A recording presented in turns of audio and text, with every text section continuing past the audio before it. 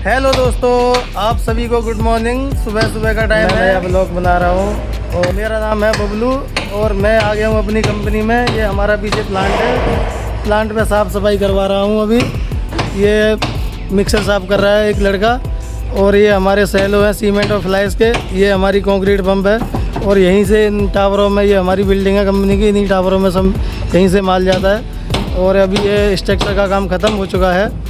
तो गाइस इसमें अभी फिनिशिंग का काम चल रहा है। सुबह सुबह का टाइम है, टाइम भी अभी कम है, तो अभी स्टाफ आधा अधूरा आया है और मिलते हैं नेक्स्ट ब्लॉग में।